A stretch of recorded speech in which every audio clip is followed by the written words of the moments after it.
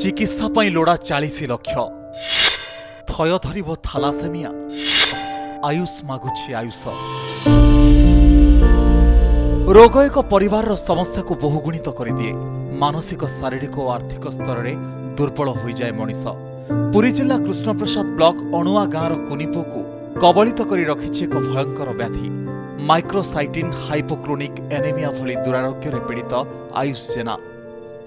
बयस मात्र 8 एते कम बयसरू भयंकर शत्रु सहित रीतिमत लढुछि ता शरीर। ଏହି ରୋଗରେ ରକ୍ତରେ ଥିବା ଲୋହିତ ରକ୍ତ କଣିକା ଆବଶ୍ୟକତା ଠାରୁ ଅଧିକ ଛୋଟ ହେଉଥିବାରୁ ଶରୀର ଧୀରେ ଧୀରେ ଦୁର୍ବଳ ହୋଇପଡୁଛି। ଶରୀରରେ ସେତା ପଡ଼ିଯିବା ଓଜନ କମିବା ଏହାର ଲକ୍ଷଣ। ପୁଅକୁ ଭଲ କରିବା ପାଇଁ ସବୁ ସାରି ଦେଲେଣି ପରିବାର ଲୋକ, ତଥାପି ନିଅଣ୍ଟ ଆହୁରି ଲୋଡ଼ା ଆଉ ଏଥିପାଇଁ ଅସମର୍ଥ ପରିବାର। ସମସ୍ତେ ମାନେ ସାହାଯ୍ୟ ସହଯୋଗ ହୁଏ ତ ସରକାରଙ୍କ ତରଫରୁ ହଉ किंबा अन्यान्य केही सहृदय व्यक्ति जदि अछंती पिलाटी को जदि कौनसी साहाय्य सहानुभूति आर्थिक भावरे किछि प्रदान करंती ताहले पिलाटी हुए तो निश्चित भावरे इसे रोगक्रांतरू मुक्त होई माने पारे। इटा हम भगवान पाखरे माने अळी करूछु। एमिति नथिला आयुष जन्मरू अन्य पिलांक भली सुस्थ थिला, किंतु हठात ता शरीर रे रंग बदलिबा आरंभ होला। पुअर उन्नत चिकित्सा पाई बापा बेंगालुरु नैथिले। सेठी सठिक चिकित्सार प्रतिश्रुति भी मिलिथिला, किंतु अत्यंत व्ययबहुल थिबारु असहाय होई पड़िथिले परिवार लोक।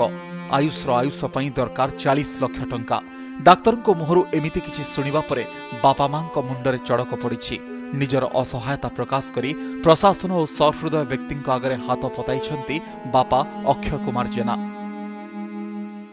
ब्लड धीरे रहने ब्लड मास दिया 8 वर्ष है ब्लड मास दे डाक्तर कहला आउ सियाड़े बाहर को नुहे पिला 8 वर्ष हेले हेनी ऑपरेशन कर आज बांग्लाडे 10 दिन है 10 दिन आसिक पाला नागी आमर ओडिशा रे किछि हेले आ पई सजेशन नाही।